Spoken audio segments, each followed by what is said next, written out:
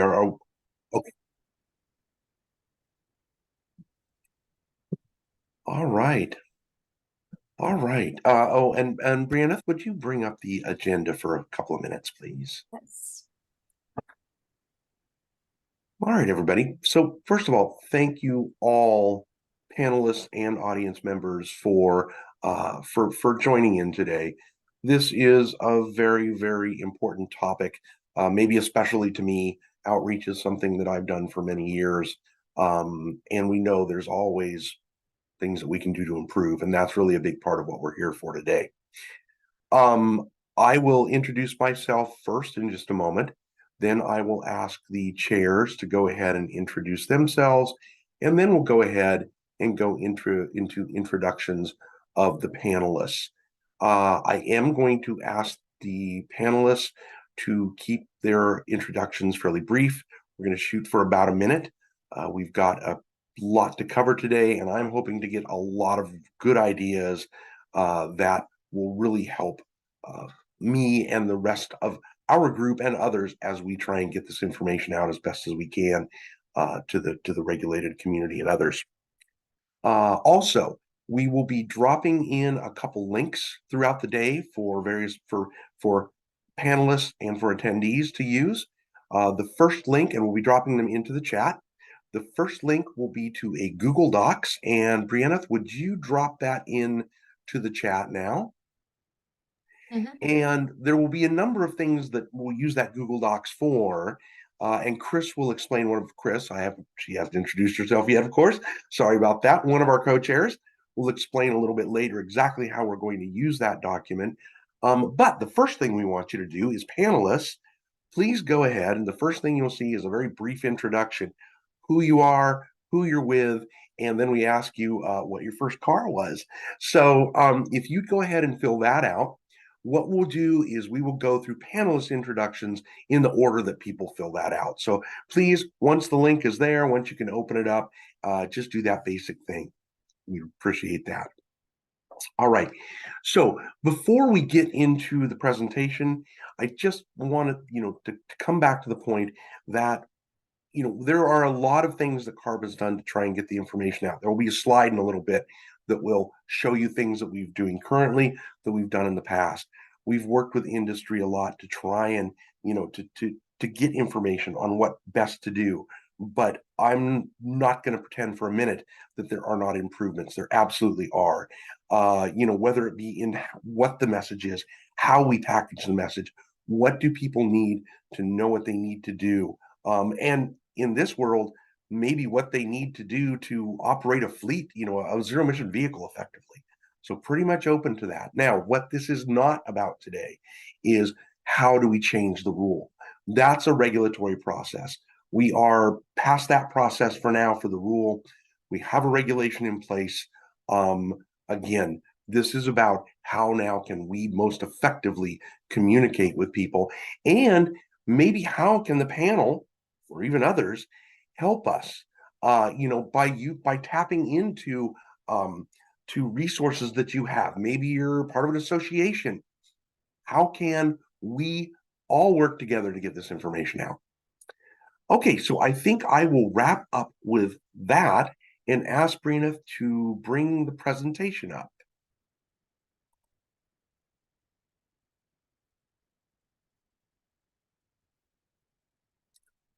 All right, fantastic.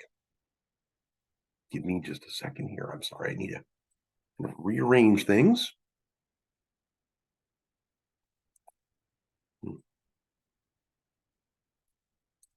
All right, perfect. So this is, as you can see on there, this is the third meeting in a series of 4 different groups. The very first group meeting was on Monday. That was regarding the specific issues maybe that border communities face. A lot of freight comes across the Mexico-U.S. border. So that was the first meeting. The second meeting, infrastructure work group. Third meeting today, right now, outreach work group. The fourth meeting will be this afternoon, and that's rule provisions. Now, that work group is mostly about things such as exemptions and extensions. How can we, what do we need to do to get what's the best format to take information in, things like that. So anybody can join any of these meetings as an audience member. I encourage you to do that. If you're on the panels, you already know you're on the panels. So don't worry about that if you are on the panel, but that's where we're at. Right now, what we're planning is meetings on a quarterly basis. Next slide, please, Brina. All right, thank you. Just a quick overview of what we're going to do today. Again, introduction, purpose. I am already off my plan. I am so sorry. We're going to do introductions of everyone, and then we'll go back to this. So you can leave this up, Brandon. But Chris, let's start with, actually, I'll start with me, Bruce Tudor, California Air Resources Board. I am a supervisor in the Mobile Source Control Division. And that division is responsible for most of our heavy duty regulations, both on road and off road, and most of our heavy duty incentive programs. So, Chris, having said that, over to you, please. Thanks so much, Bruce. Chris White with Frontier Energy. My first car was a 1975 Jeep J5. And we're going to go right down the list here. So I'm going to kick it over to Cecile, and then Moses is going to be next. So everybody be looking at that Google Doc. And find your mute button so you remember to unmute yourself before you talk. So Cecile. Good morning, everyone. My name is Cecile Buncio, and I work for the City of Los Angeles with LA Sanitation and Environment. We basically do the trash pickup, clean the sewer lines, manage all the water reclamation plants throughout the city. So my first car was a Toyota Camry year 2000. Thank you. All right, and then Moses. All right, good morning, everyone. My name is Moses Bishara. I am with the Schneider Electric Sustainability Business. We're a private sector, and we work with a lot of local governments, cities, and special districts on solution implementations for electrification of a fleet. So we're deep into the conversation with a lot of clients and with a lot of cities. So that's why I'm here. My first car was a Toyota Corolla 1992, old stick shift style, and I still have it, but it's not running great, but I still have it for sure. Love stick shifts. All right, yeah. Richard Colley. Yeah, Richard Colley at Re Automotive. We're a new battery electric class 4 and 5 truck and chassis manufacturer. I've worked in automotive for the last 25 years at a range of everything from passenger vehicles through to heavy duty trucks. And my first car was a 1994 Mini Cooper, the original style, not the BMW built one. All right. Well, I was telling somebody the other day, I used to travel around with some family in England in a real old Mini Cooper. Those were tiny little things. So I love those cars. All right, Sarah, please, next. Hi, good morning. I'm Sarah Polomu, and I'm with the California Retailers Association. We represent mostly big box retailers throughout California, but also medium and small retailers as well. And my first car was a Mazda Protege. All right, thank you. All right, Bryant Brown, please. Hello, can you hear me? We can. Good, perfect. Bryant Brown. I am the new Secretary Treasurer of the California Advanced Biofuels Association. I work for Seaboard Energy. We have fuel terminal in Madera, California, north of Fresno. We were the first and right now the only company bringing unit trains of renewable diesel and biodiesel into the state of California. We have 3 production facilities, biodiesel and 1 renewable diesel facility. We bring 100 rail cars, 3 million gallons every 12 days into Central Valley. And my first vehicle was a 4-wheel drive International Scout. And I wished I still had that vehicle today. That's it. And you had AC. Oh, a friend of mine had one without AC. You scored. Yeah. All right, James Wheeler, please.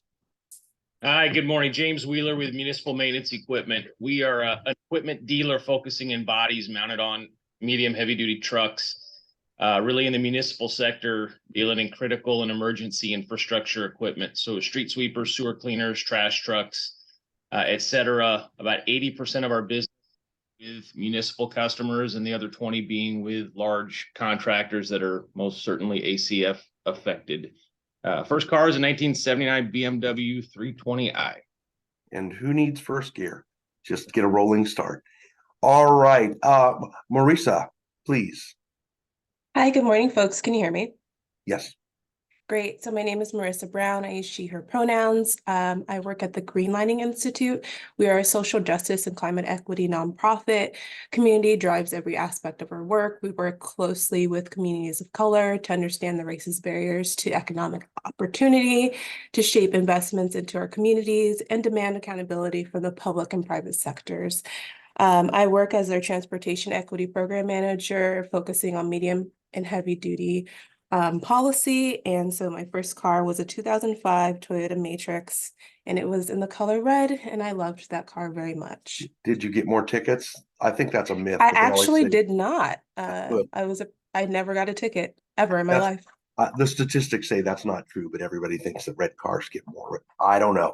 All right, next, Christopher Amendano. Hey everyone, my name is Chris Amendano. I'm from Nextera Mobility. Nextera Mobility is a subsidiary of Nextera Energy, one of the largest developer of renewable energy in the world. Our mobility business focuses on building EV charging infrastructure for fleets of all types, so light, medium, and heavy duty. I'm based out of San Francisco, and my first car was a Toyota Solara, hand-me-down from my dad, and we'll always love your first car. Indeed. All right, thank you. And James Gonzalez. Good morning. I'm James Gonzalez with Independent Construction.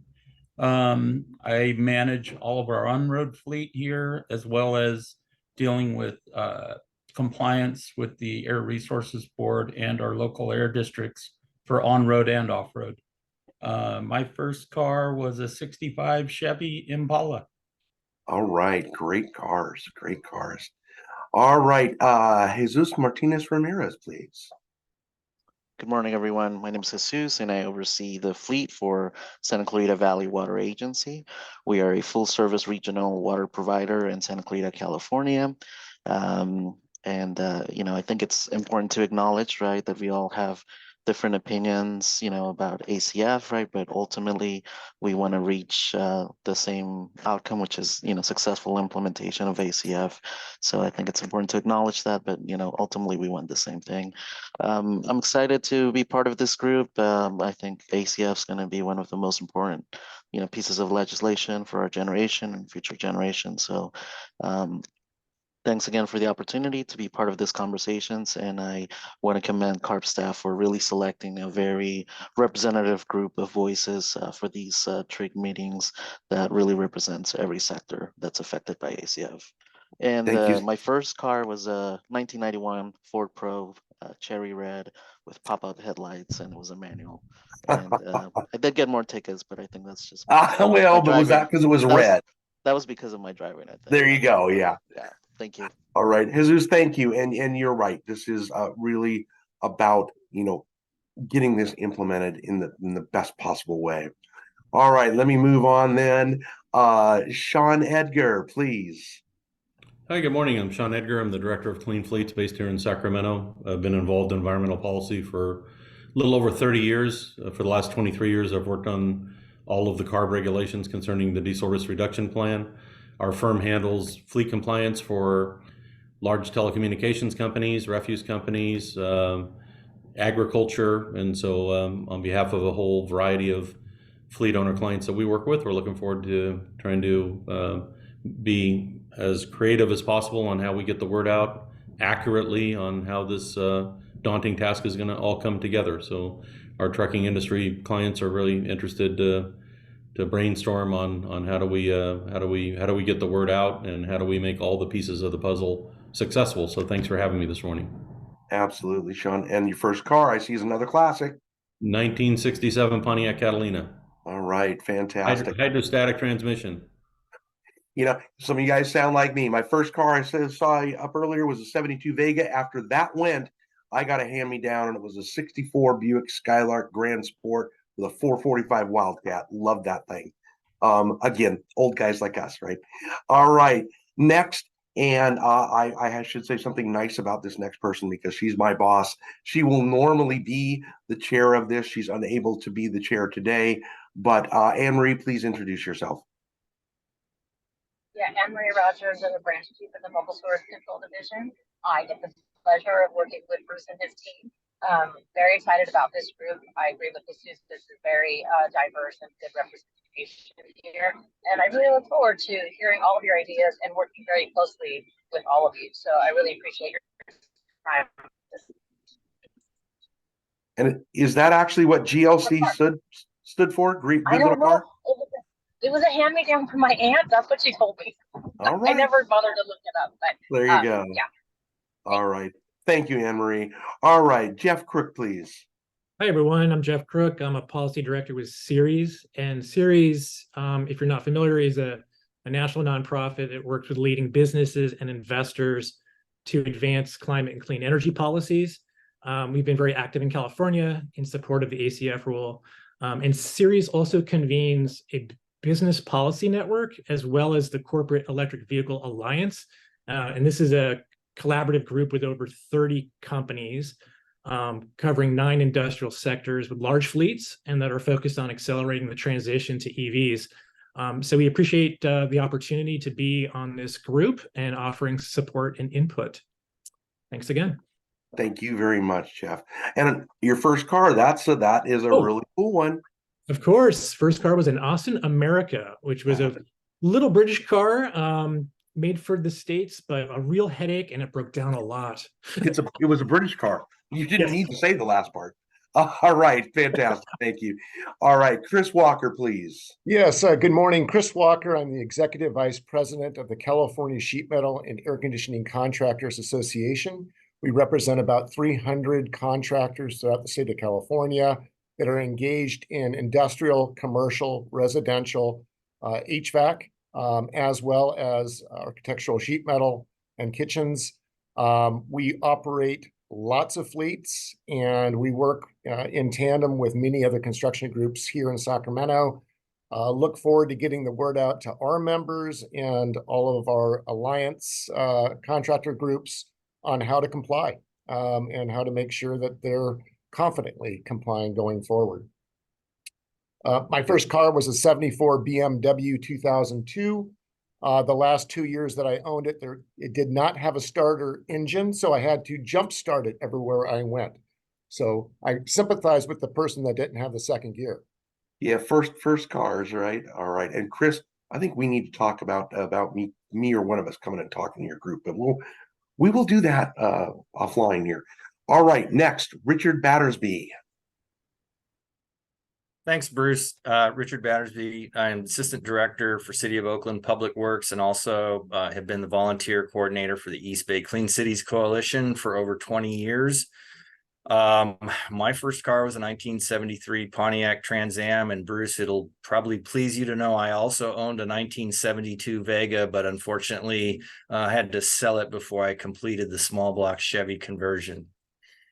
I love my Vega. People hated them, but I could do anything in that car. And I'm going to say right away, you were that guy driving the Pontiac or the Trans Am in high school when I was driving my little Vega, and we were all jealous of you. So I am jealous of your car. Awesome. All right. Suzanne, please. Susan, hi. I'm sorry. It's okay. I'm Susan Olavarria, and thank you to all of you for allowing me to be here, and I'm excited to be part of this group. I am Vice President of Government Relations and Public Affairs for Stericycle, Inc. We are a global company operating in 12 countries and in every single state in the US, including California. We provide support to hospitals to ensure they meet their compliance and sustainability on their regulated medical waste and secure information destruction services. Many of our hospitals are public hospitals. And we also support small businesses, including the little doctors, mom and pop shops and so forth that, need secure information destruction. So what else? My first car was a Ford Escort and it was beat up and old, and it was the one that I could afford. I bought it from a mechanic for $800 that I had scraped together on a student salary. I remember the floor could barely stand, you know. My boyfriend that I started dating after that told me I had to get rid of it because he was afraid I'd be like Flintstones, you know, with my feet going right through the floor. But I was proud that I had purchased it cash and had no debt, and it took me from point A to point B. So Hey, that is our first car many times. I love that story. All right, thank you. Ricardo Ramirez, please. Hi, Ricardo Ramirez, Fleet Manager for Central Concrete. We produce and deliver ready-mix concrete throughout the greater San Francisco Bay Area.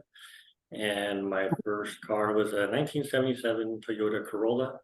Likewise, a little beat up, a little primer looks like the paint, and the seat was broken, and it got me through high school and into my first job. So much appreciated that car. All right, thank you so much.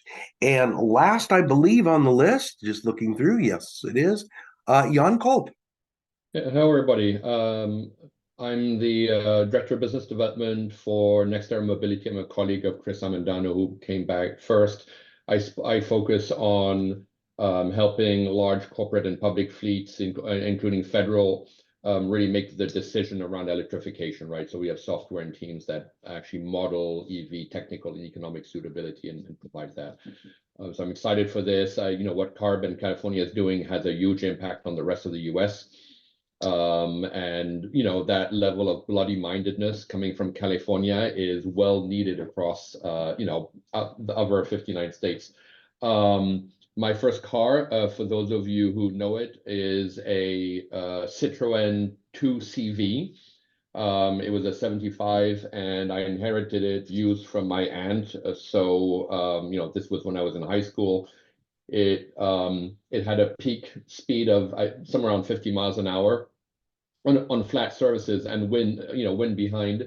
And I think it was like a 400 cc. So it was a little tiny little motor, shift stick, or it was kind of a weird handle shift. The locks didn't work, but it was so valueless that nobody would steal it. And I'll put a Wikipedia in the chat, so you know if everybody's interested. All right, fantastic. Yeah, Citroen made some very interesting cars, especially back then, didn't they? You know, we've got a couple people that for various reasons were not able to get into Google Doc. One person, I think, joined a little late. First of all, I have a message from Colby Morrow. It looks like she is not able to use Google Docs. I'm going to ask Chris, I think that maybe if Colby, you wanted to use the, well, I don't know. You know, I'll let Chris throw that in when we get to that point where we explain what we're going to do with Google Docs. So I'll let her kind of bring up an alternative. But Colby, would you introduce yourself, please?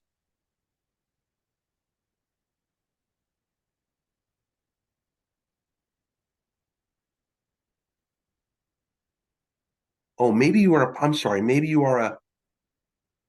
It's not coming up for me here. Maybe you are a. If you're not a panelist, then your microphones aren't open. So, if you're a panelist though and you're having a problem, let us know in chat, please. All right, let me close that. I know I had one other person. Bruce, we have lots of people right now typing in. So we're down to, if you scroll down to page 2, you'll see the first next name on the list is Ruben. All right, got it. Thank you. I had not scrolled. When I did scroll down, I had a blank page there. You did, but we have more people in there now. So fantastic. Hey, all right, great. Glad to have all the input we can get. Ruben, yes, please introduce yourself. Thanks, Bruce, and apologies for being a little tardy. Ruben Aronin with the Better World Group.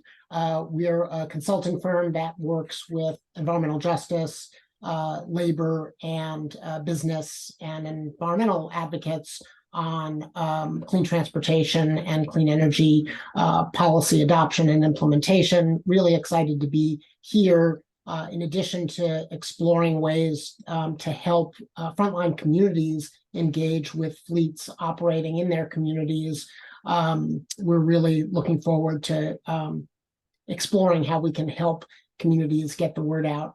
I'm also excited because in my past life, I ran a Hollywood environmental-based group, and I helped to launch the Red Carpet Green Cars Oscars campaign. And when we introduced the Boxy Prius via celebrities many years ago, I never imagined we'd be looking at zero-emission EV trucks running our streets a couple decades later.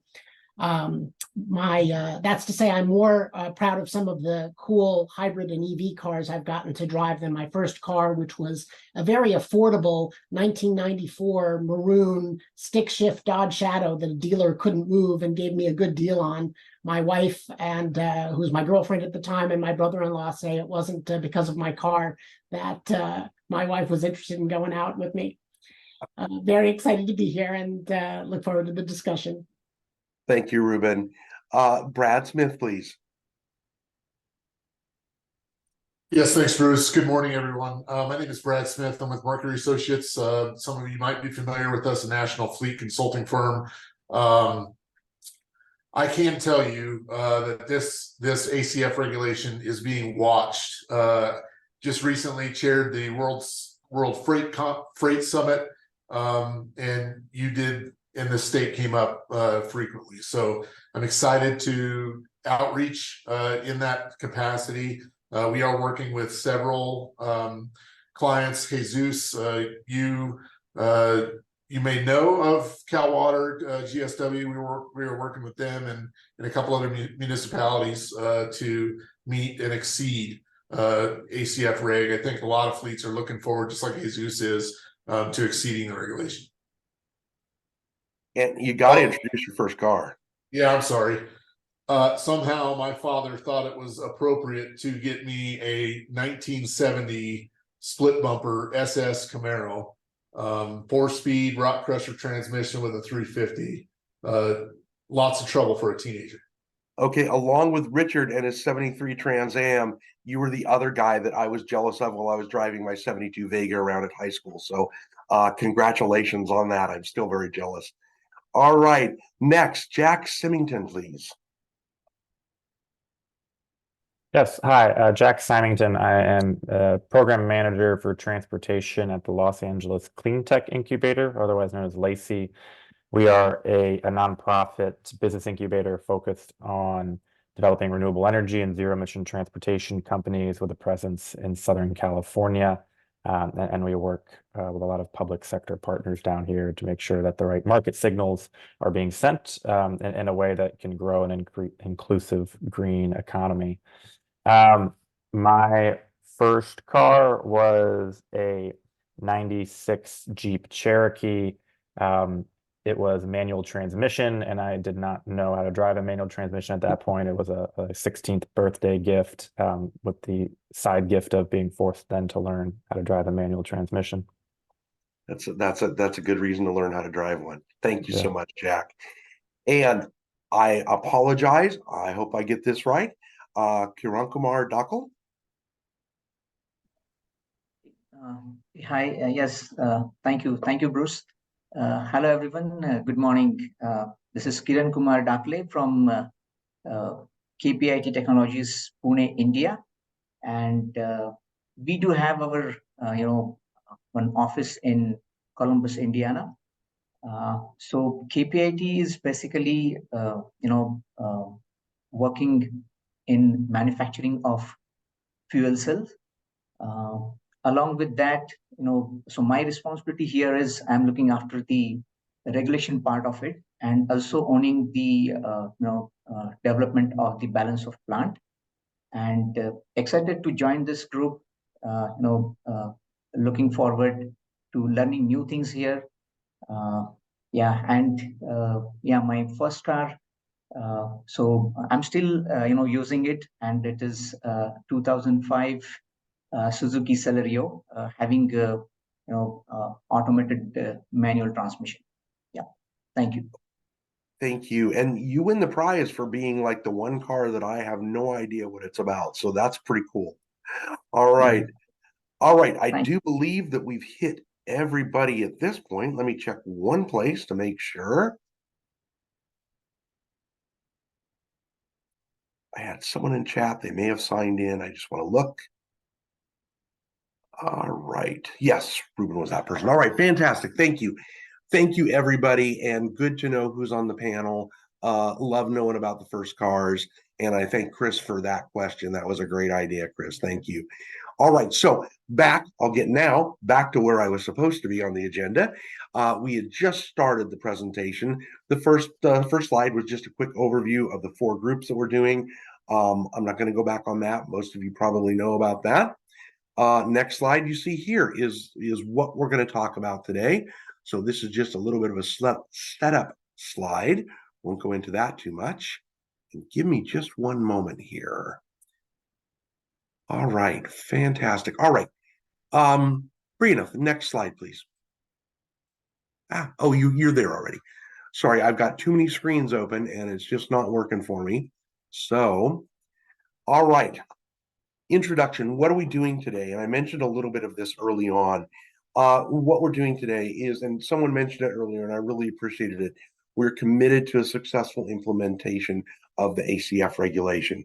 And that, for those of you that may have joined a little bit late, I know that there are people that would like to, to provide input on how to change the rule and so forth.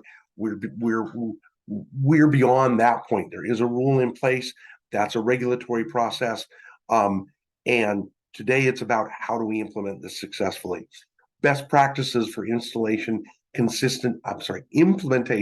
consistent with the regulation language. And again, today is really about outreach. So it'll be best practices for outreach. And again, we'll get to some of that as we move through. Develop recommendations and action items on selected topics. My tongue is not working today. And facilitate constructive dialogue to address key implementation issues. And again, it's really about outreach. Those of you that were here right off the start heard me say I've done that for years, and I know there's always things that we can do better. All right, next slide, please, Brianna. All right, I'm not going to go over that bullet point again because I've said it at least a couple times. The first one, not a forum for changes. Identify rule provision topics, areas that stakeholders need clarification on. And I'm going to be the first to say, I've been doing this for 23 years. I was in air quality before that. Regulations are written in regulation ease. I totally understand that. That is not always the best way to communicate it. We try, my group tries, Anne Marie, my boss, we all try to really bring that information to a language that's usable by everyone. So that'll really be helpful today to get that input. Don't call it this, call it that. Identify the main concerns for fleet owners and operators, and feedback from meetings will help us, again, and partner agencies. And we work with a lot of agencies implementing this regulation: Energy Commission, Public Utilities Commission, Department of Transportation, a number of others. So that feedback will help us a great deal. Next slide. All right, member roles, all right, the chairs, who you, again, some of you may have joined a little bit late. Chris and Cecile are our 2 chairs. They'll be taking over at the end of this presentation, and they're going to facilitate this discussion today. Really, once I'm done with my piece of the presentation, I'll mostly step out. This is a conversation amongst peers. Having said that, you guys are going to be giving me a lot of great input. So there will be things that maybe I will, ask some questions about or provide a little information about or whatever. Active members, right? You're the panelists in Zoom. We really are looking forward to a very constructive dialogue, and respect other people in their time. I mean, I know we don't usually, that's usually not a problem, but do please be aware of that. We'll end up having about an hour probably, maybe a little over, for discussion. Mute your microphones to reduce background noise. Keep those on mute. And review the meeting summaries in a timely manner. And we're here to seek consensus where possible. Next slide, please, Brianna. Meeting information. Most of you probably know about this webpage. If you don't, here is where you can get all the information on all 4 meetings. But of course, this one will specifically be the outreach group that you may be interested in. We'll post a number of things there. The presentation is there now. Agenda's there now. When we do summary notes and so forth, those will be there now. Pre-meeting materials, again, agenda and handouts for discussion. That'll all be there, as I mentioned. Post-meeting, also mentioned that. Oh, and if you didn't know, it says up at the top, though, we are recording these meetings, and the recording of the meeting will be posted there as well. Next slide, please. All right, the outreach group. Again, what are we about here? Build on experience from prior fleet rules. I think many of you probably already know, because you may have been subject to them or dealing with them. We've had rules on diesel vehicles for a number of years, the biggest being the truck and bus regulation, which was really one of the reasons why our outreach effort was really formed. So we have a lot of experience, but again, from a regulatory standpoint, we see one side of things. We want to hear from everybody today. Outreach to inform regulated operators. I mentioned earlier, I think, methods of outreach. What's the best way to get information out? And I think the next slide will show you some of the things that we already do, either we've done in the past or we're currently doing, which again doesn't mean that I will be saying, well, this is what we do, we can't do anything else. Now we want to hear input from you guys. So how do we get it? What's the information that operators need? And one of the things that I've been bringing up, I've been involved with the Advanced Clean Fleet rules since just about the beginning of writing it. And I know, and everybody I work with knows, that it's not just about explaining the rule anymore. We also have a number of efforts where we're trying to help people understand what they need to do just to operate a zero-emission fleet. Everybody knew how to operate a diesel. This is a new world now. Again, I recognize that. Equity considerations. How do we make sure that everyone is drawn into this, on an equitable level? And leveraging grassroots efforts. Again, I mentioned earlier, this group, there's a lot of potential for maybe tapping into you folks to help us get information out. You're members of an association, or you have a very large company, you deal with other large companies, whatever the case is, we can use as much assistance as possible to get the information out. Review materials, messaging, and reporting tools. That may be something that we're asking you folks to do. You give us input, we develop something, take a look. Did we at least get close? Right, next slide, please, Brianna. All right, medium and heavy duty fleet outreach resources. These are a number of the things that we have done and that we have out there right now. Many of you have probably seen our ZEV Truck Stop website, and maybe not as many of you have seen that as have seen our Truck Stop website. This ZEV Truck Stop website is now a subset of that. Truck Stop's been around a long time. We've gotten some really good input on it. Once in a while, I get some input that's like, you could do this better. Absolutely fair game. That's a great resource. Fact sheets that we put on, that we not only put online, we take to events and hand out. We've been doing that forever. Postcard mailouts. And I'm going to say this is a double-edged sword in that I know that what I do when I get a postcard in the mail is a lot of times I look at it and I go, yeah, great. And it hits the old recycle bin, right? But I can tell you, we have sent postcards on numerous occasions to every registered fleet owner in the state of California. We use DMV information to do that. It's a great way to reach everybody. But again, is there a message that would grab someone's attention? I mean, we try and do that, but love to hear about that. Gov delivery notices, most of you are probably on that. You sign up for those, we'll send you information. Searchable FAQs, we have that online. A fleet calculator to help you understand what you need to do if you all right, I have a compliance obligation in 2027. I'm going to have this many ZEVs. Here's how many trucks I have now. What do I need to do? That fleet calculator is online. And I know there's been some comment or some comments about, hey, you might try this or might try that. ZEV Fleet, that's a really important one if you do have a fleet. That is an email address. It goes straight to the very core team that wrote this regulation. You have questions, that's a great place to go. And they really do a fantastic job of getting back to you in a very timely manner. What are some other things that we've done? Webinars, trainings. We have short video, training videos. We know everybody, well, most people, it's easier to just watch a 5-minute or a 10-minute video. Right? Webinars, I mentioned a bit ago, we have one coming up Friday. I think I mentioned it, maybe I didn't. We have one coming up Friday, which is specific to explaining the high priority fleets part of the Advanced Clean Fleet Regulation. We did one last week, I believe, specific to drayage trucks, and we'll be doing one on state and local governments. Those are also all recorded and placed online. Go to our ZEV Truck Stop page. Really, really helpful information there. Community presentations, always out giving presentations. In fact, I fly down to Fullerton in about 3 hours to do just that tomorrow. If anybody wants us to come and present, please contact us. We do have a process that we ask you to go through because we get a lot of requests for it. We can't always make it, but I'll tell you, we've made just about everyone, and I've been doing a lot of those this year. I mean, a lot. I started to forget what my home looked like at one point. Events, ride and drive events are really cool. Working with one of our NGO partners, we not only have presentations there and people to answer questions, but they actually bring the vehicles out there. You know, people can get in, drive the vehicle around, you know, kick the tires, see what it's like.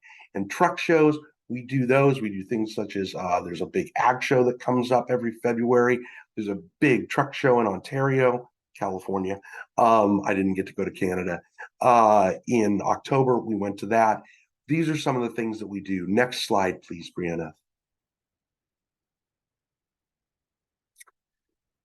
All right, now this is really an important one, and we're working on a contract right now for a media contract.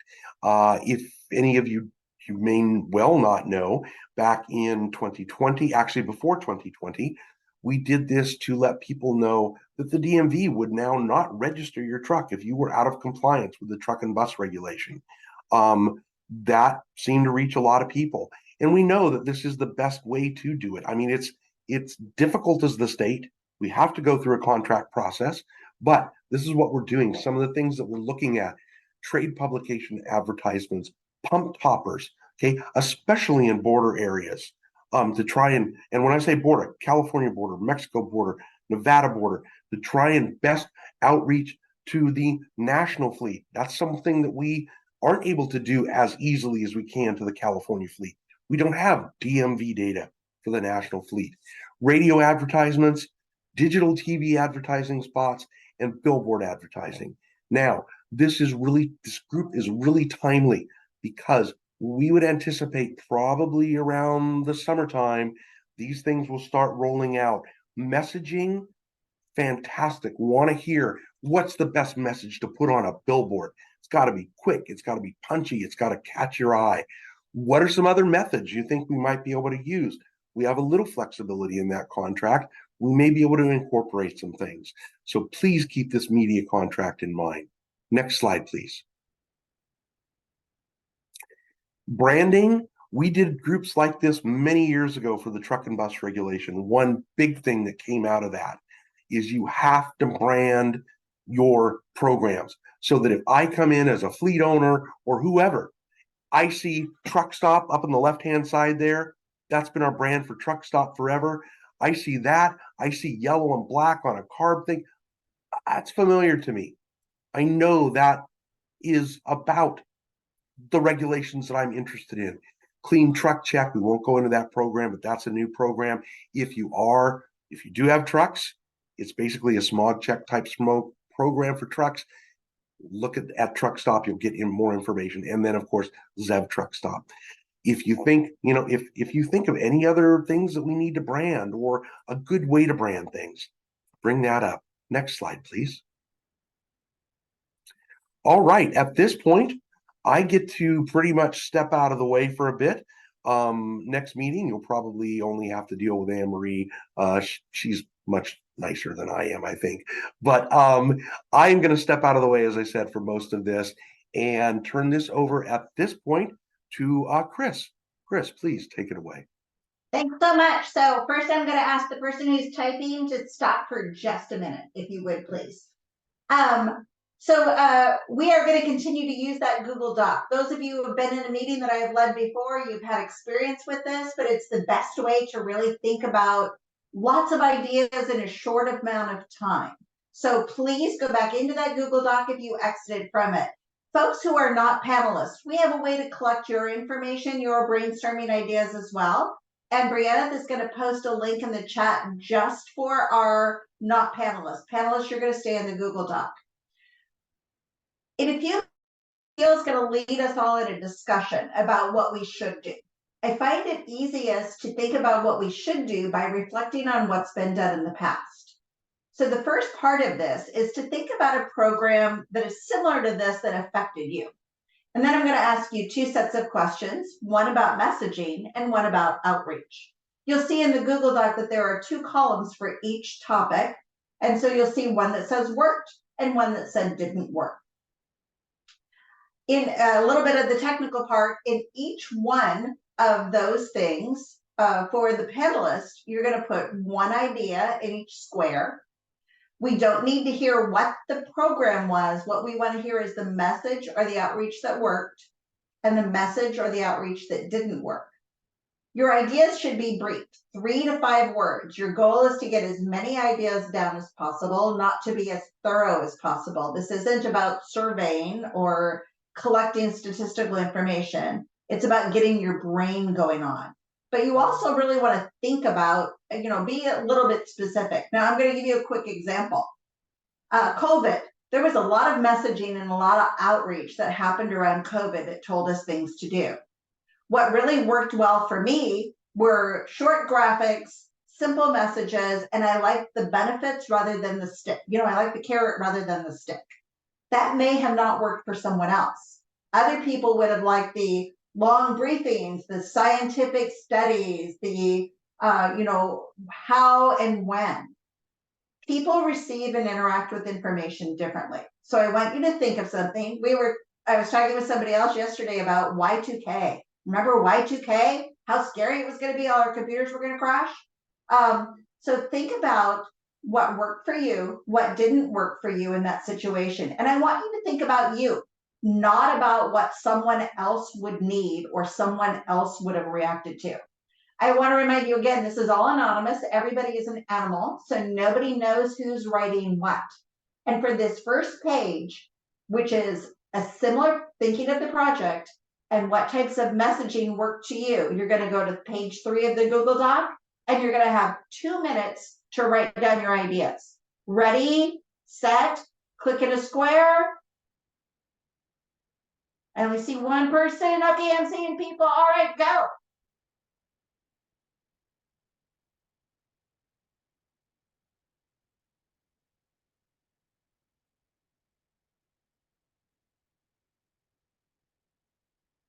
And folks who are playing the home game, you just have one question that says the messaging that worked. So you're going to put 3 to 5 words on every line. I put in that Google form lots of space, but 3 to 5 words per line.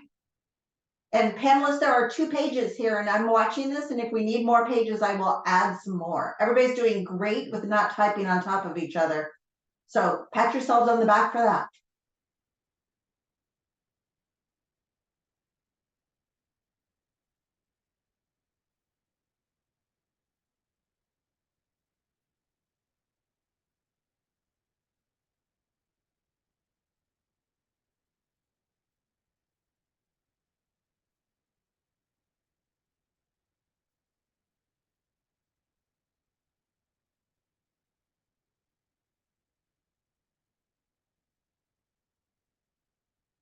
Hey, 1 more minute on this topic.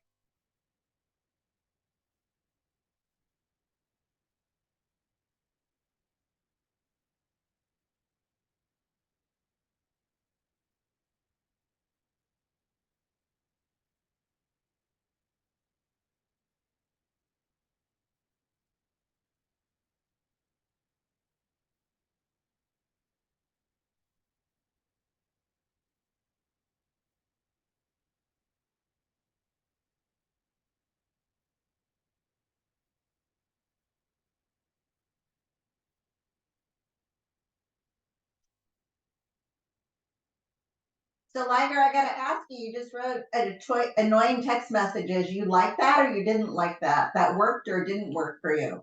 Make sure you're in the right column. And Last little thoughts here, and we're going to move on to page 5.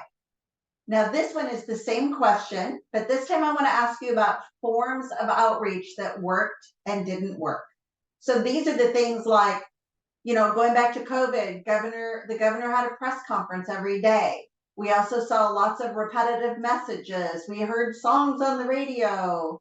What things worked and didn't work?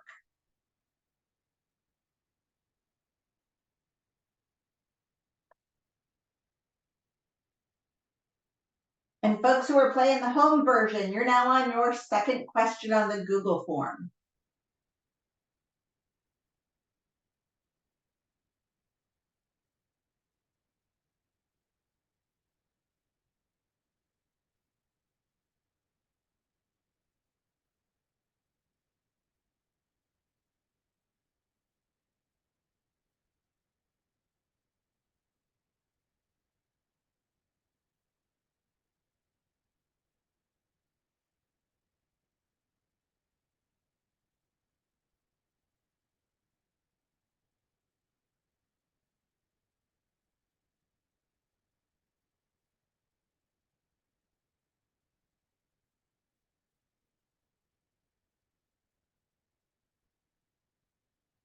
I see this is a tougher one for everybody. You have 1 more minute. Might even think a little broader, you know, think about some things that maybe worked for you in the past, even before we had the internet. Is it word of mouth from friends? Is it an ad that you saw when you were sitting in the movie theater waiting for the movie to start? Is it product placement within your favorite TV show?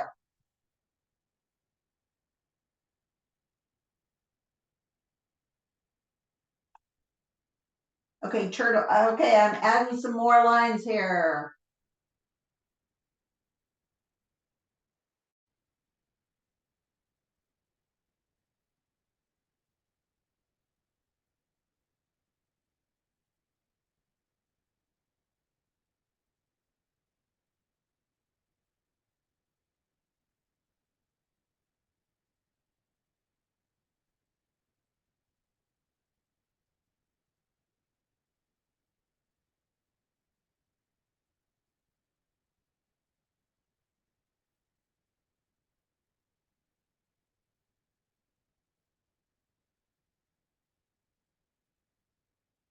Hey, everybody's doing great. I really love you're not typing on top of each other. You're being short and very specific and precise. This is super helpful.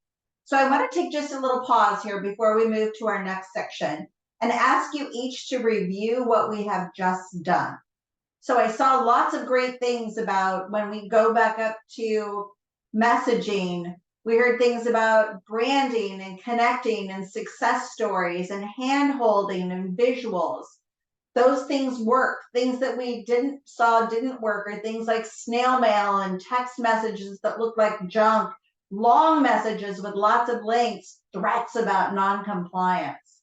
So I want to ask the panelists, as you review those first 2 pages, messages that worked or didn't work, I want to ask if anybody would like to comment on what they wrote briefly, or ask a question about something someone else wrote.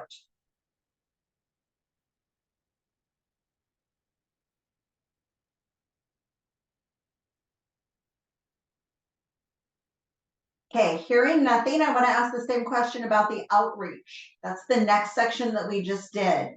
Anything that you would like to bring up, clarify, expand on a little bit?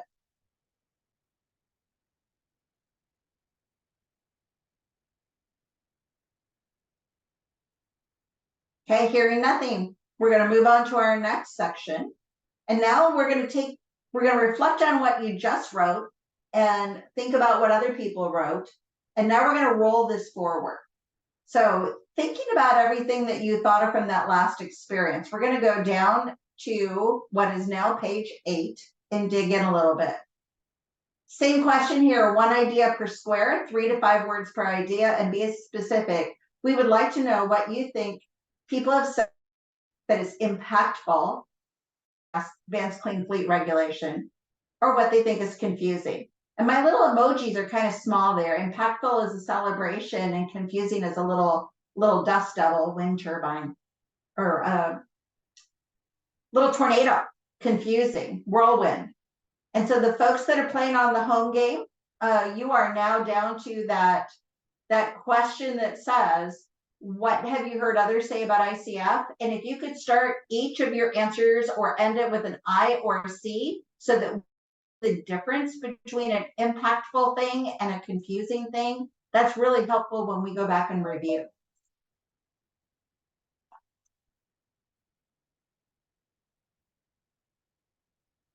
And although it hears what you've heard others say, this might be things that you think are impactful and confusing as well. Again, we just want to avoid you thinking what other people are thinking. So it's what you've heard, what you've experienced.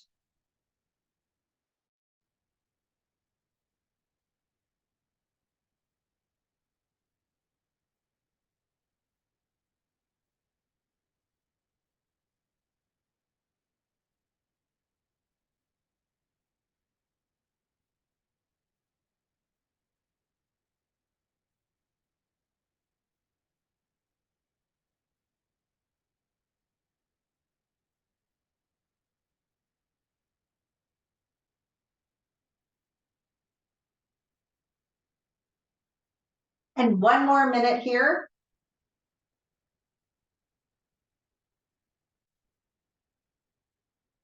This confusing column is a lot longer than the impactful column.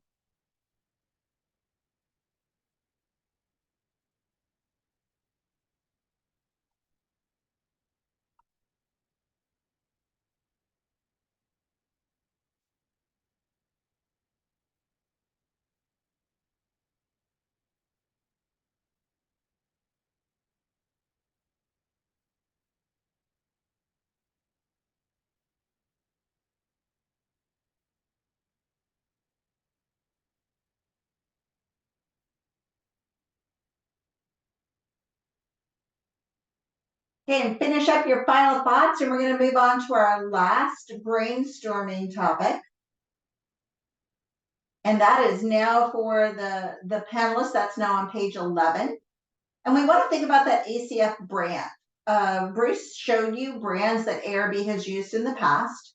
And I really want you to think about the benefits of having an ACF brand and potential consequences of a brand. Same thing for the folks on the home game. This time you're going to start your answers with either a B or a C, so we know if it's a benefit or it's a consequence when we read the results from what you're telling us as well.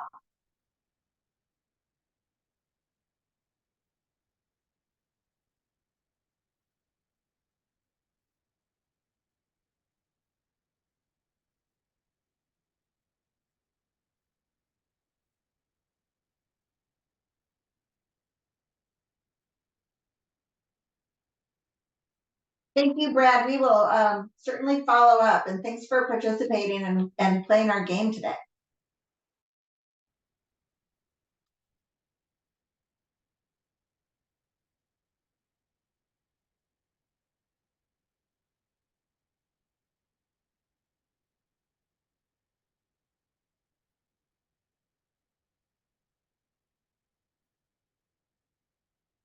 Okay, one more minute on this topic.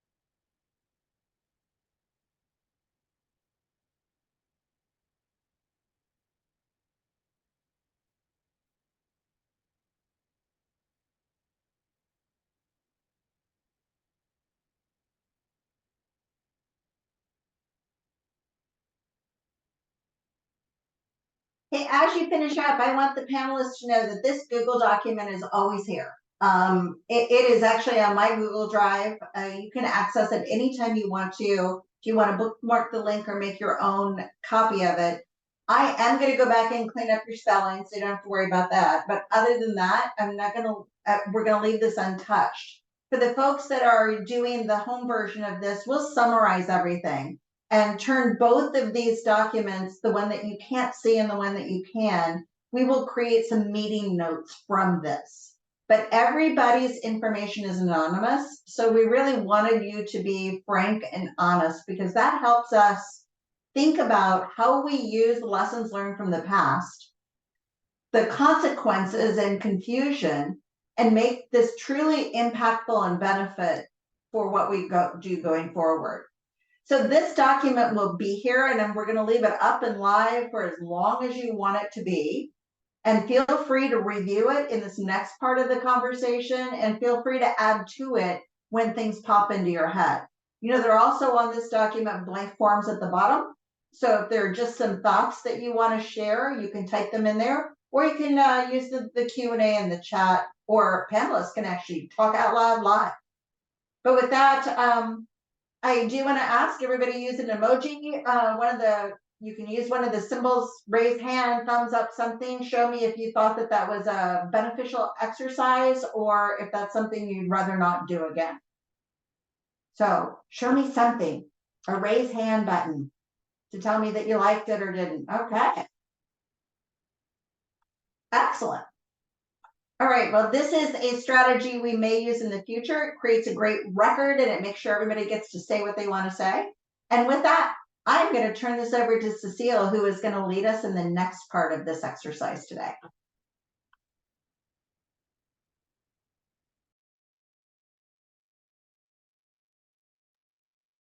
And we can go on to the next slide too.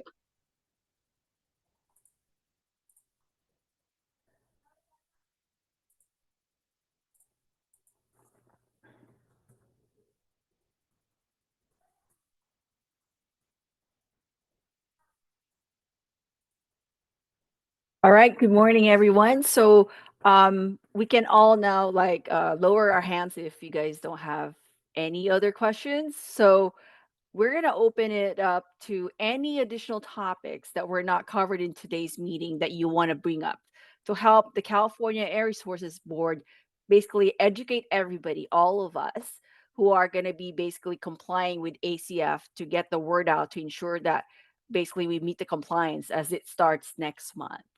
So if you have any comments, please raise your hand. Jesus Martinez Ramirez.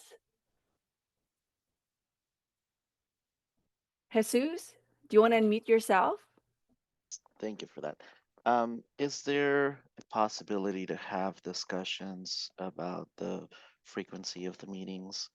I think a lot of fleets might feel that quarterly might not be too often enough. I think there's a lot of questions going on, with and fleets might feel overwhelmed about implementation. That I think even just knowing that there's more meetings where they can participate and share feedback might be meaningful. So I just wanted to bring that up.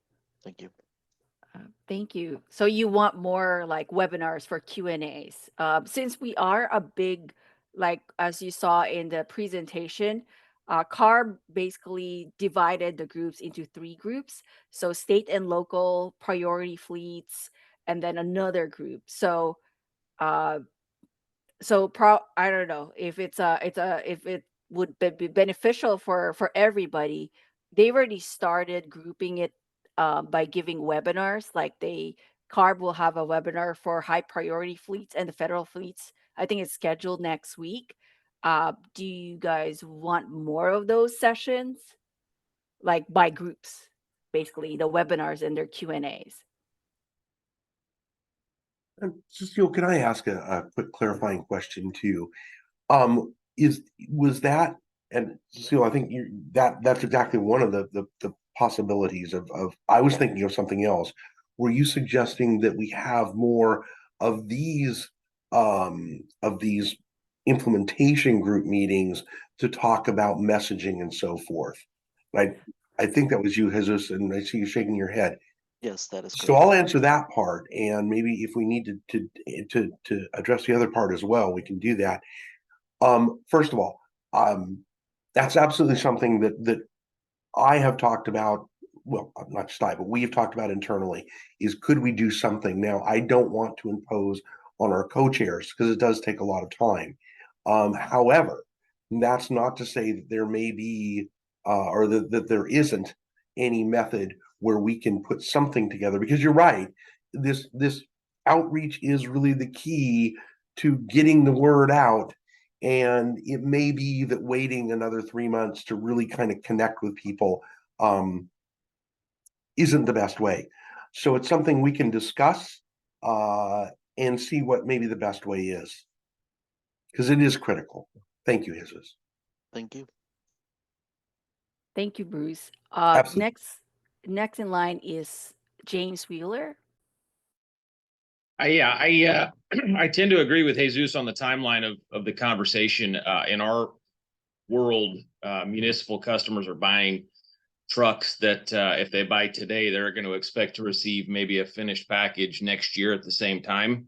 And with a lot of the uncertainty going on in the market as to what customers can buy in ICE, even getting access to ICEs due to some other issues, a lot of people aren't able to make strategic decisions. I mean, I have a lot of customers and we work with cities, counties, Caltrans, et cetera. I have a lot of customers saying, hey, I need to know what the penalties are because we don't have a budget for compliance right now. So people are not making decisions that need to be made to replace non-compliant vehicles, to add critical vehicles. Cecile, like with your agency, sanitation there, if they need to buy a sewer cleaner or a trash truck, they got to make decisions today for next year.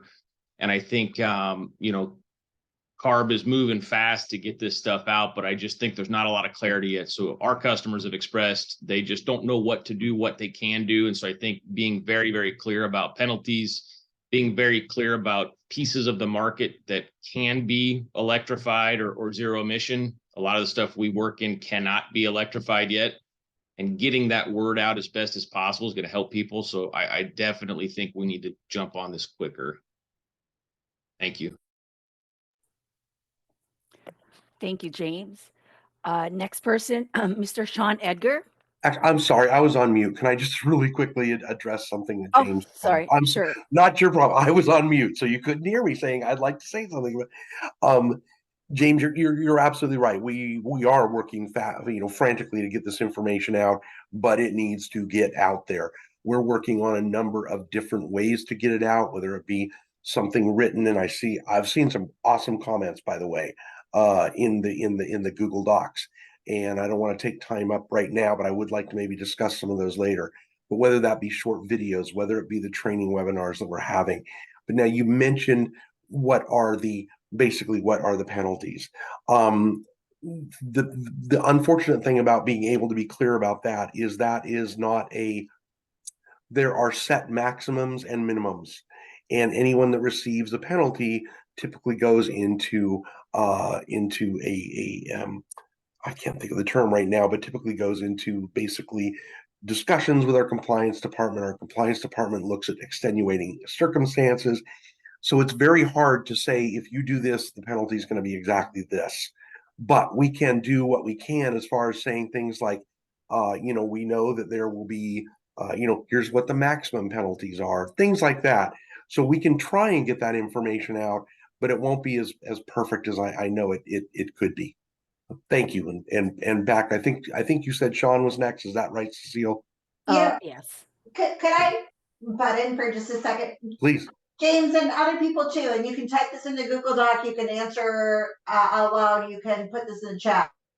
James, when you think about your members and the information that they need, what does that information look like, sound like, feel like? Is it a fact sheet? Is it come to a website? Is it a picture? Is it a radio ad?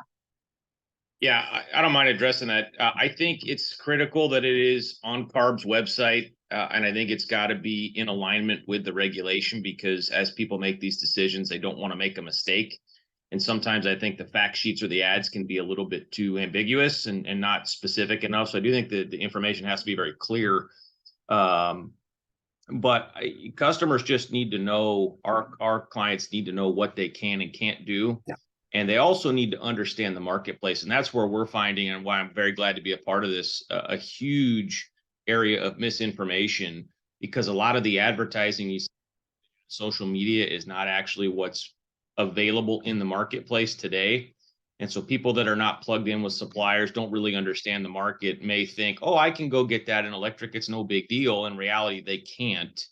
And so I think CARB has to take a very active role, letting customers know this is available, here's where it's proven, here's the data, here's the science, here's customers using it, this is not available. And really help these customers, because frankly, they just have no clue. I've got a lot of our customers are small municipal agencies, districts that don't have fleet managers.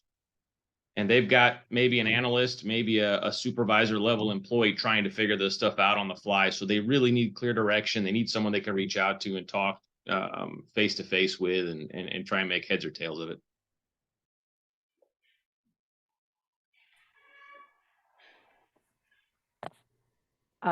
Thank you, James. Any other comments before we go to Mr. Edgar?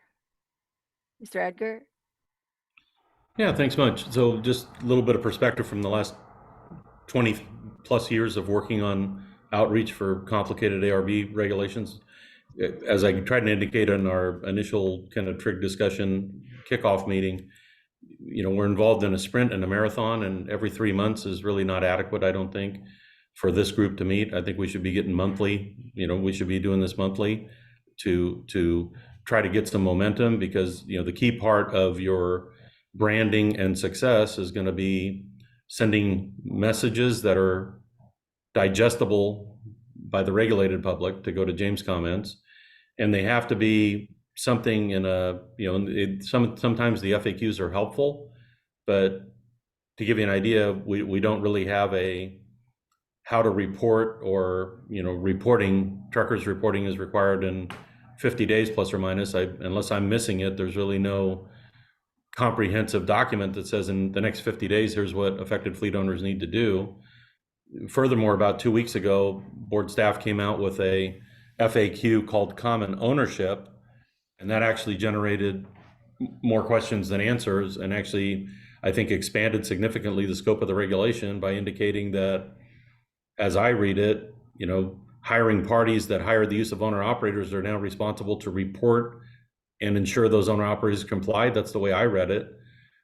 We did have some webinars back in the October timeframe, and on that specific exercise, we know that on the issue of trucking and contractual relationships, especially with small fleets and larger fleets, it was a little disconcerting to hear staff answer that, well, gee, we're really going to have to evaluate that on a case-by-case basis. And then this FAQ that came out on November 20th talked about how the language in the contract between two private parties is really going to determine whether the hiring party has to report and has to compel their owner-operators to comply. So my message is, A, there have to be clear messages.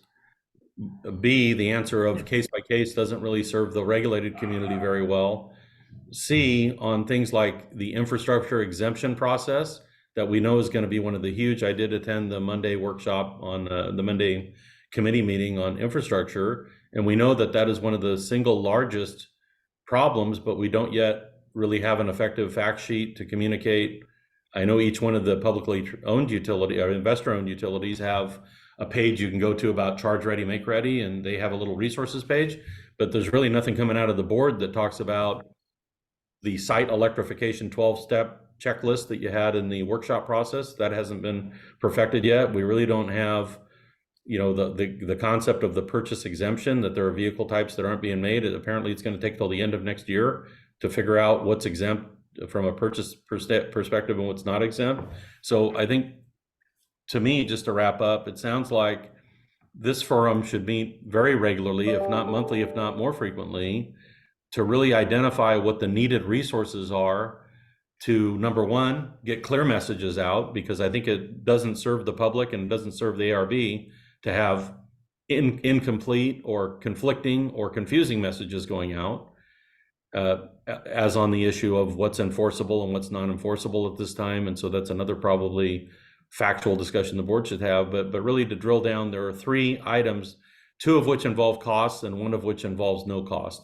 So the first no cost item, just to be clear, is, you know, going back to about the 2003, 2004 timeframe. The board members actually, you know, authored a letter that was geared toward public agencies and trucking companies and refuse companies. And that letter, I'll try and dig a sample out of my archive, because unfortunately everything I used to know how to find on the ARB website I can't find anymore due to ADA compliance. But that letter indicated that, and paraphrasing it, that the board members adopted this for public health reasons, and that their expectation when adopting it is that service providers and public agencies work together to absorb the costs and figure out how to make progress toward what are very expensive requirements. So something like that is a no cost item that board members authored that. In my capacity, we were able to use that with public agencies to have the sometimes painful discussion about rates and where those need to go to pay for all this expensive stuff. So that's one no cost option that the board may want to consider, and the board members have a kind of a personal touch. And I'll try and get a sample letter for you, but that's something that past practice the board has done. And then two items very briefly, while I have the floor, that involve costs. And I haven't heard, I know Anne Marie mentioned on our prior meeting that ARB had not really established a budget for outreach on this, but my humble suggestion would be two things. Number one, the California DMV, you know, they've improved their online portal in order to communicate with the public, and actually since COVID provided better online services. So in terms of vehicle registrations, that would be, DMV's made some improvements. So one, you know, the power of DMV's improved online portal to kind of cross-pollinate and get some ARB information over there about how important this is as it relates to vehicle owners' registrations, right? So that could be one issue, just to coordinate with other state agencies. But my other thought is that, you know, I see the insert that comes out regularly in my driver's license and then vehicle registrations. The idea of having every commercial driver and every commercial vehicle should be getting some notification in their DMV, and DMV, as a standard practice, should be able to throw a little slip of paper in that has a clear message on it that says, hey, consumer, dear truck driver and dear fleet owner, here's what the new programs are. So I think that would be a way to messaging.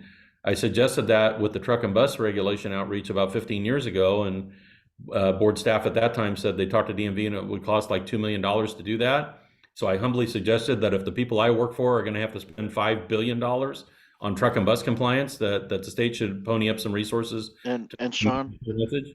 Yep. I think, you know, I think those are all great suggestions, right? I think what it highlights is that there's still a lot of uncertainty and a lot of questions, right, that I think would necessitate having more common meeting or more meetings more often. So let's do that.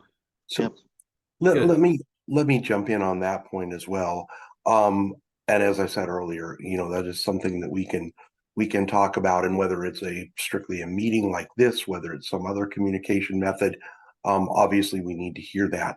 I would also really encourage people to join, even though you wouldn't be a panelist, but to join something like the next meeting today, which is on the exemptions, on the extensions. I know that a lot of that's confusing, and we are working on a lot of information to clarify that. But that's a big part of getting the message out, is talking to in that group setting about what that message should be. So part of that is an outreach issue, but part of it is working with those groups to clarify what needs to be done. Lastly, on the DMV issue, Sean, and that's very true. It's something that we've talked about for a very long time. Even more recently, we've talked to them, and it's really, yes, there's a cost component to it, and I understand your point. However, it's much more than that. It's a confusion standpoint. There is no way to send a flyer strictly to a medium or heavy duty fleet, and here's the reason why. And I'm sure you know, Sean, and many others here that may have been affected by the truck and bus regulation, that we worked with the Department of Motor Vehicles to get something on a registration notice, just like we would receive with our car. We get a car, a registration notice says you need a smog check this year, something like that. we were able to work with DMV to get a notice like that on truckers' registrations. That was based on the fuel type, the weight of the truck. Once that registration is printed, it goes down an assembly line. There's no way to know where that notice, that notice is going to go in this envelope. Basically, we would have to send that notice to every registered vehicle in the state of California, which would cause a lot of confusion. I mean, as you can imagine, people, just like with postcards, we look at it, we toss it away. People would look at that mailer and go, wait, state's telling me I have to get an electric car? What's going on? That's the real issue with trying to reach out that way with DMV. Now, as far as reaching out through some of their resources, I think that's a great idea. And we've done that again. Some of you may know that. We've done that previously with the whole SB1 DMV verifying compliance with truck and bus issue. They had information at their counters. They would put information on their videos that were in various offices. I think that's a great idea and something that we should pursue. Cool. I'll just wrap up by saying, and Bruce, I'll design what that little slip looks like, kind of like the little DUI wheel that says at my weight, if I drink this many drinks, I'm over the top. So I think it's 4 quadrants. Oh, have a gasoline vehicle, dear consumer. Thanks for supporting California Smog Check and keeping your gasoline vehicle tuned up. Thank you very much for that. And oh, by the way, here's a CVRP incentive if you want to get to electric. Dear diesel consumer, thanks for making truck and bus compliance happen and smog check happen. And here's where we're going with an advanced clean fleets. Here's the website. So even a little and you cut out there, Sean, but I think that still would be a very confusing issue. It's much easier to say, here's when you're over the limit. But again, using other methods, I think is absolutely something that we can look at. And I'll leave it at that.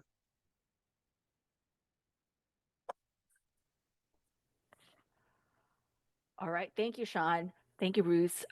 Ruben and then Susan next. Thanks so much. Appreciate the call for more frequency of meetings. It's good to see the energy and enthusiasm for engaging on this, and I would support that if that's logistically possible. And I also appreciate this 2-track. There's a sprint of needing to get a lot of information to regulated parties, and there's a marathon here. And so I'm, really curious about maybe an inventory of what you already have done. I'm not aware of that. It would be that, of the outreach that has occurred and what is planned. That would be helpful for a future meeting or in a document that we could review if we don't want to take a whole lot of time doing that. I think that would be helpful for folks to be able to critique or comment upon. I'm also really interested in this CalStart Ombudsman. I was really excited to hear about that.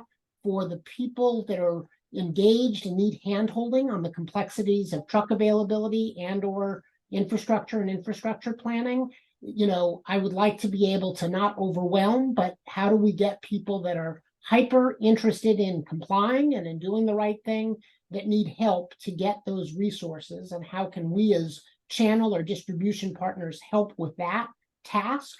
And then I'm also curious about a very simple and a web tool where any fleet can go through to see, am I a regulated party? Am I not? Maybe this exists, but I'd love to be able, for our street teams that are talking to individual truck drivers and truck fleets, they're hearing a lot of noise and misinformation, and being able to say, go to this website, answer a few questions, you'll find out if you're regulated or not. And if you are, if it could take you to a pathway for resources, that that user-friendly tool, and again, it might exist, but I feel like that would be really helpful, because there's just, again, a lot of misinformation in this space. And the last thing I would say is we're really interested in supporting fleets who aren't regulated, but are interested in learning about this space and maybe need to do some long-term planning for the EV infrastructure they'll ultimately need. How do we put them on a path? So I feel like there's some distinct audiences and messaging that we need to be thinking about, depending on where fleets are. Are they regulated or not? Are they a public or a private fleet? And where are they in that process? And the last thing I would just say is I'm often asked for help with getting the word out about workshops, but it would be helpful, perhaps in a monthly communication, to get out to us and the public. You could, here's what we here are the upcoming webinars that we're putting out. Please push this out to your networks. If we can be simple ambassadors and amplify that. I'm always reminded that, with communication, if it's that proverbial tree in the forest that no one is hearing, you're not doing effective communication. So whatever the brand identity is, how can we be ensuring that we're targeting the fleets and the folks who make decisions about this? Thank you. And Ruben, I really appreciate that. And that's something that I'd mentioned a couple times throughout here, is being able to tap into this network. We send things to our listservs. We send things to maybe email people that are registered in truckers, which, if you don't know, that's our basically our fleet registration for compliance issues and for compliance. But yes, there's so many other ways that we could get something out. A summary of outreach.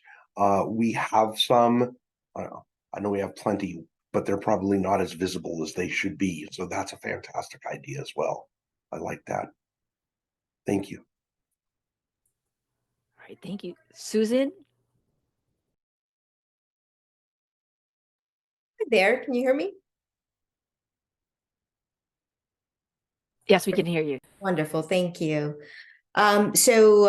As I mentioned earlier, I'm excited to be here, and I've been nodding and nodding and nodding because I think a lot of the comments that have been made are ones that I agree with. I think there's a lot to do, and I agree that having more frequent meetings monthly will be helpful to sort of address some of the misinformation and concerns, as well as some feedback. We are a regulated entity. We want to make sure that we are in compliance. And so I think for us, or my recommendation really revolves around, first, I want to thank you for the work you've already done, right? I know the staff has put in a lot of hours, a lot of time to provide the information and be responsive to a lot of the different requests out there. For those of us who are trying to, hit the ground running and make sure that we're ready to meet compliance in the new year, I think some of the challenges that we're dealing with as far as short-term priorities for us is, where do we get the information that we need to be able to be in compliance, right? For example, initially, one of the requirements or one of the goals for this meeting was to learn from the other rules that you've been implementing before. And so when we talk about the ACT, for example, we're having some challenges with the portal itself, inputting information, finding where to make the payments, for example. And then when we do find where to make the payment, it seems to be down. We have an upcoming deadline for the ACF, but there's no place for us to begin to do the work to input the information that's going to be needed. And so for us, right, our short-term priority is, can we put everything in one place, right? To do this, you have there to pay, here's the button to pay, so to try to compile things, I think a cheat sheet, a fact sheet or something, and the how-tos that were referenced. I know, James Wheeler mentioned it, Sean did as well. And so I think that's a concern for us, is making sure that we're meeting the compliance requirements on time, because it takes a lot of effort.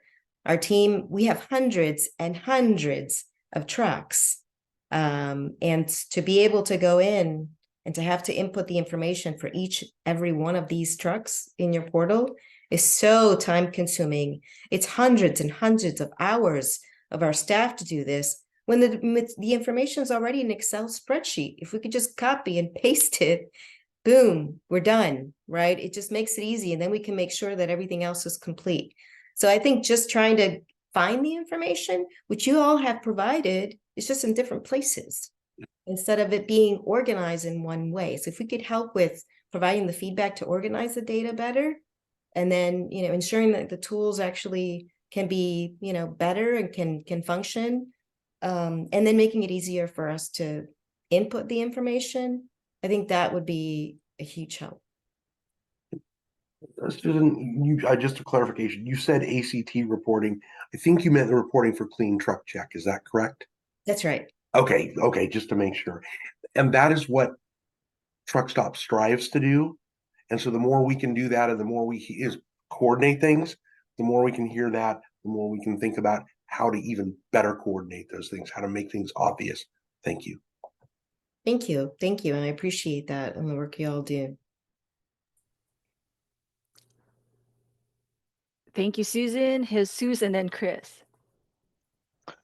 So I have a question. I know that we as a fleet are going to have very similar questions, right, to other fleets. So this question is a little bit more to CARB staff, and whether during these meetings we might be able to get updates from staff as far as, you know, how many inquiries are being sent to that ZEV fleet email account, and what are the themes, right, that we're seeing on those inquiries.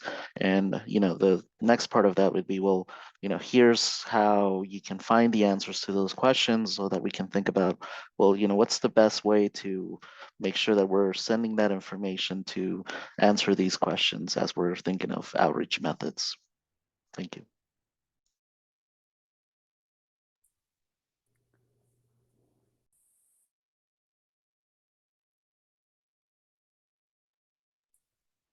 All right, Chris.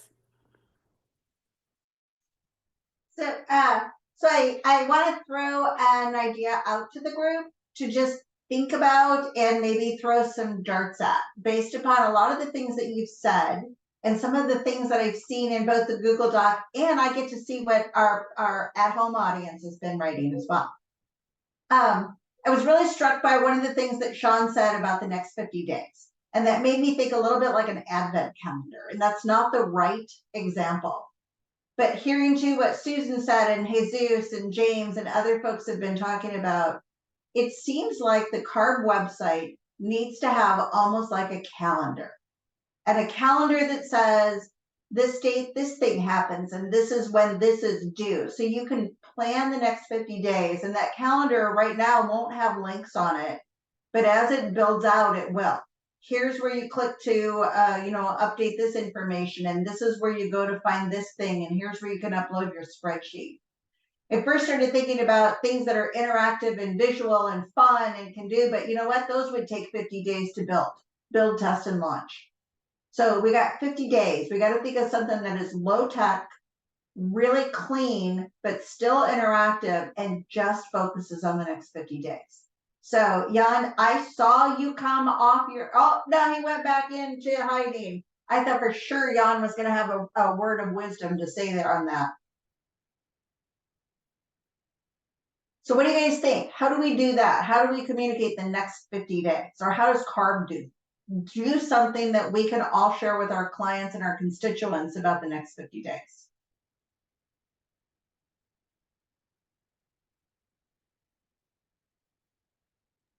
I think maybe if CARB staff wants to share something of, you know, what might be possible, and then we can provide some input on that. That might be the fastest way to get something developed and posted.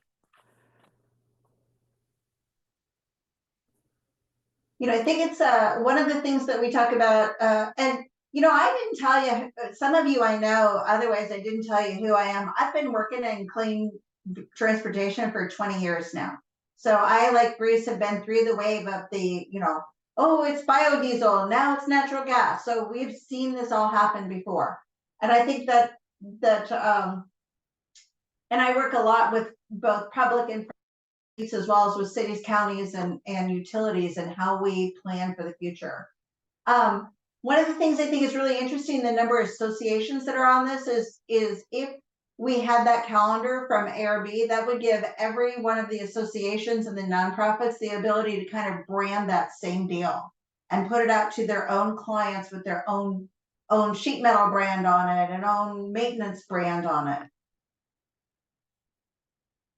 This is Sarah with the California Retailers Association, and I definitely think a calendar would be great to have.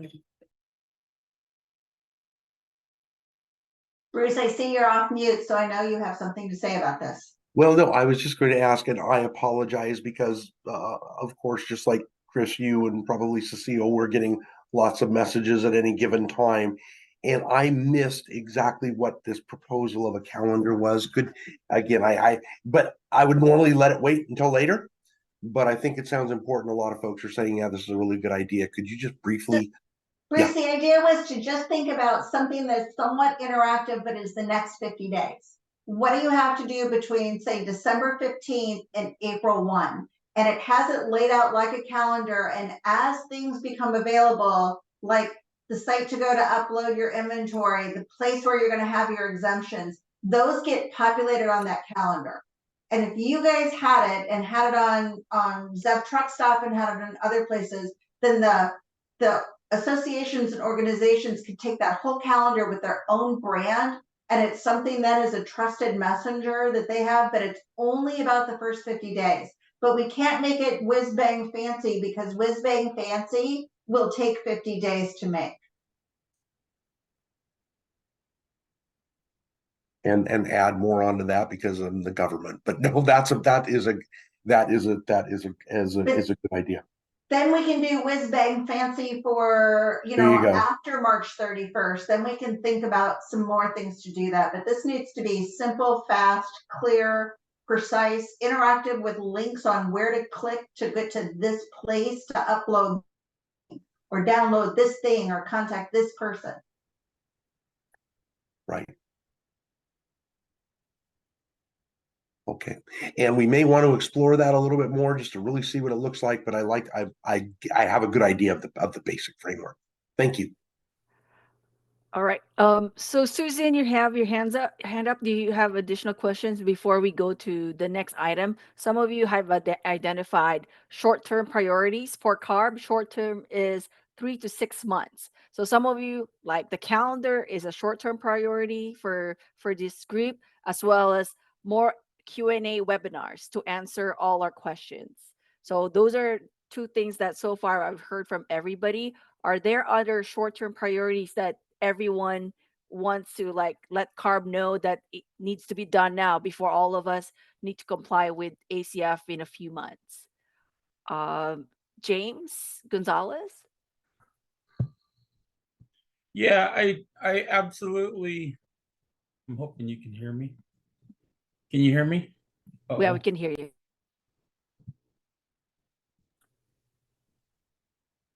It's gone. Okay, sorry. So I absolutely agree with the calendar. I think that's a great thing. That's a great tool. But I also don't want something to get lost here is some clarity in exemptions for James Wheeler brought that up earlier. Some clarity for exemptions and what people can and cannot do as they're trying to plan and purchase for the next year. I think that's very important, speaking as a fleet ourselves as well. All right. Thank you, James. Suzanne, do you still have any additional questions, Suzanne? No, I was gonna say that the calendar is a great idea. I think it's good to be able to understand what's due when. I also want to make sure that it's, adding the information or the links of where to find goes hand in hand with that, because I think that's part of the challenge short term is where to get the information. So having it all in one place as part of the calendar is nice. A how-to, if you will, that was referenced earlier, right? In order to do this, how do I do that? In order to do this, how do I do that? So how-to documents, I think, are helpful in addition to the calendar.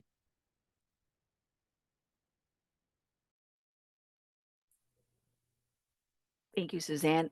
Bruce? Normally I'm good at barging in, but I didn't want to hear because here's a couple of updates for folks. Again, getting messages from all kinds of folks. Susan, I believe it was you that mentioned the bulk upload. That should be up and running in a couple of weeks. One of our staff let us know that. So yes, that should be up and running very soon. James, to one of our conversations very early on in this, we're talking about penalties and so forth. And I described how that's really difficult to say it's going to be this much money or one of our staff that used to be enforcement reminded me, and I should have remembered this. One thing that, and we could mention this to folks, one thing that would go along with that, here's maximum penalties or whatever. the Department of Motor Vehicles, through our request, can actually block registration of vehicles that are out of compliance, and they've done that.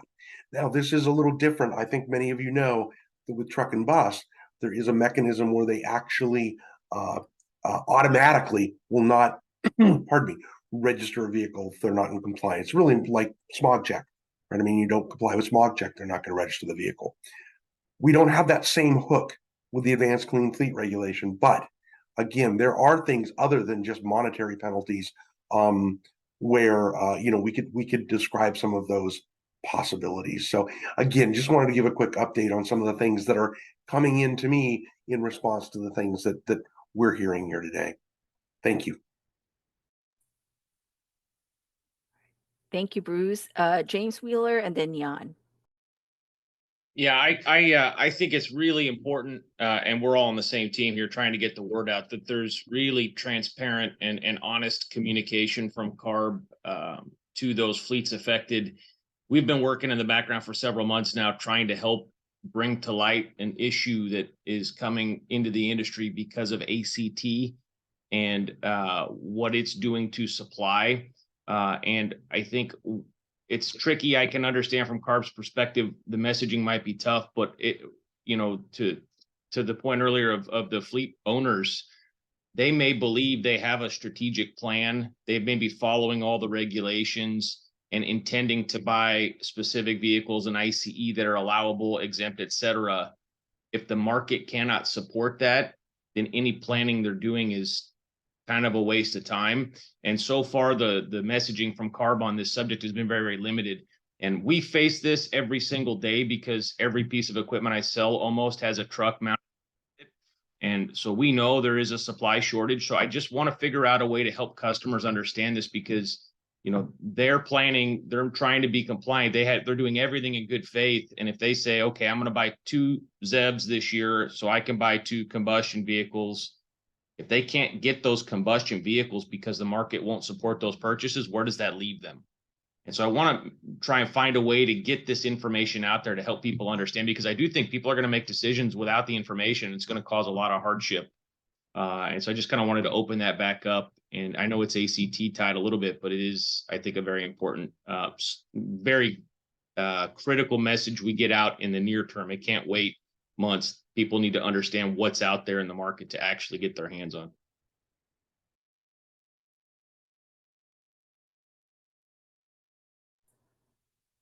All right. Thank you, James. Jan? Yeah, thank you, Cecile. I'm picking back on what James is saying. It might be interesting to create a calendar that has 2 components to it. There is a ACF calendar, but then there is maybe a average vehicle acquisition time and average infrastructure build out time in that calendar, and maybe even a 3rd component, which is how long would it take for your organization to actually make a decision? Because fleet leaders are not the only stakeholder in their organization, right? They have to deal with their CFO. They have to deal with their VP of facilities. They have to deal with HR. They have to deal with legal. I mean, this is a really complex decision process that goes across, different silos, right? We all have silos. And so, you have to sort of look backwards. Like, if this is my deadline for ACF compliance, I have to start looking, 12 months, 24 months, 36 months prior to ensure that I get there. And so every element of procurement is a nightmare, right? It's hard. And I think it's important to recognize that when there's not, Walt Disney World, right? And I hope there's none of them on the call, but you get my point. And internal, we work with really large federal, municipal, and corporate fleets. It takes a really long time for all of them to agree on anything. And if you're ordering 2 vehicles, maybe that goes under the radar, but we're talking about, 10% of a fleet or more, right? could be hundreds of EVs.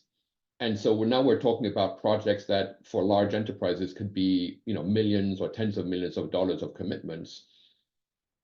It's freaking everybody out, which is good, right? Because it's a good problem to solve. But you get my point, right? Is really laying out that calendar that if you want to hit your compliance or your exemption goals, this is the expected time frame at which you need to start thinking. And effectively, you should have started thinking a year ago. But okay, life is imperfect. So thank you. Thank you, Jan. We have 14 minutes left. So Bruce, I just have a comment because my organization is required to comply with the ruling. And for me, like the short-term priorities, it works for us, but at the same time also because CARB, there's so many industries that they need to answer questions to. My suggestion is for the short-term priorities to help all of us understand the ruling better, is to we have a Google Doc here that we can use. If you have any questions, to use that Google Doc, but we separate ourselves. If you're drayage fleet, if you're under municipalities like state and local and high priority, and list down all our questions in there so that the next future meeting with CARB, they can answer those questions to the best of their ability or provide the link to their website because they have a lot of Q&As on their website to direct all of us. I don't know, but for me, I think you can do that as a short-term priority.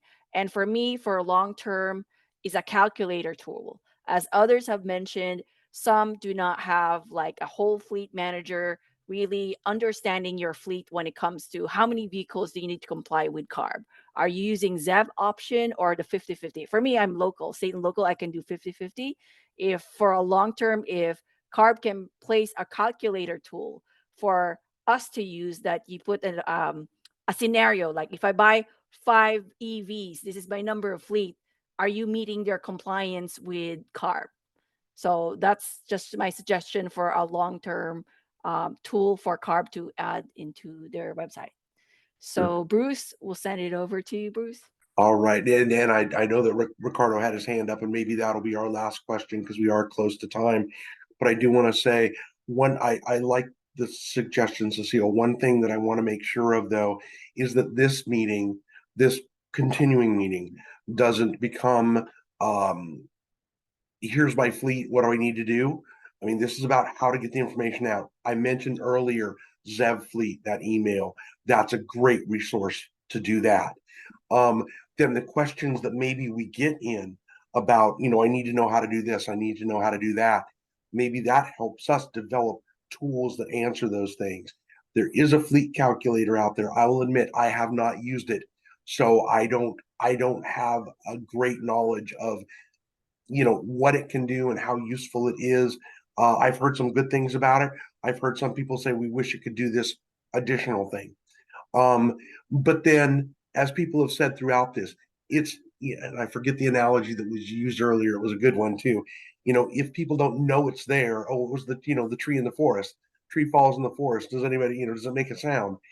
If you don't know it's there, you can't use it. So those are the kind of things that we need to strive to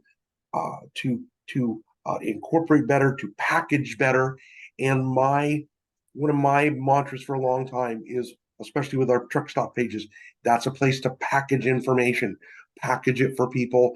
I can tell you right now, I've tried for a long time to make this one nice little egg that you just go there. It's pretty much impossible, but that doesn't mean that there aren't little eggs that that we can package a lot of things better. With that, like I said, maybe Ricardo and then Chris and Cecile. Should I do a quick wrap up after that? Okay, great. Yeah, yes,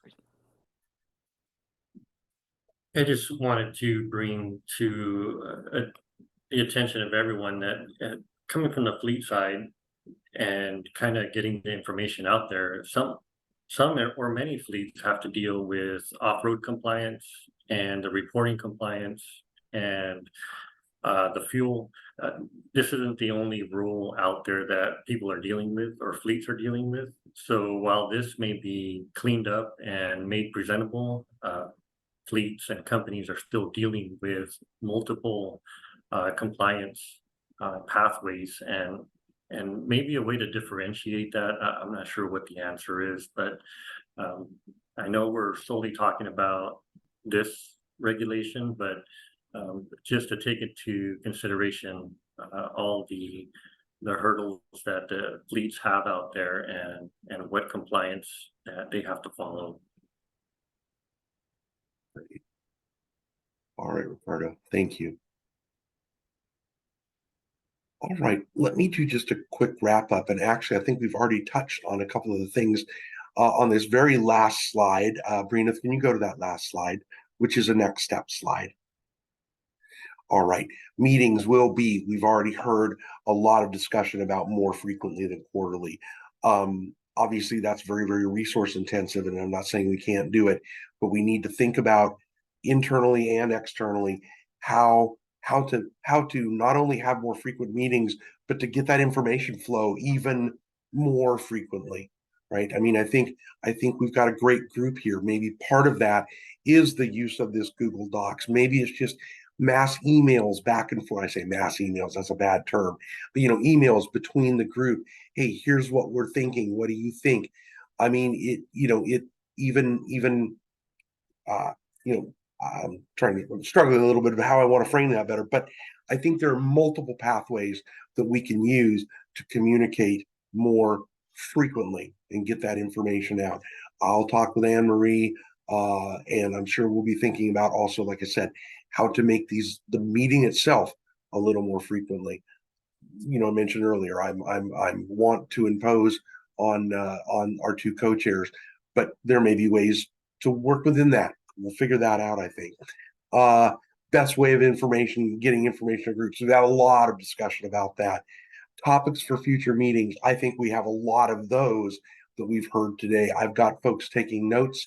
We'll be compiling those, and I would anticipate maybe again, especially through probably an email process. Here's what we heard, and here's some topics we propose. What's the feedback for the next meeting from you folks? I am seeing a lot of really interesting ideas in the Google Docs.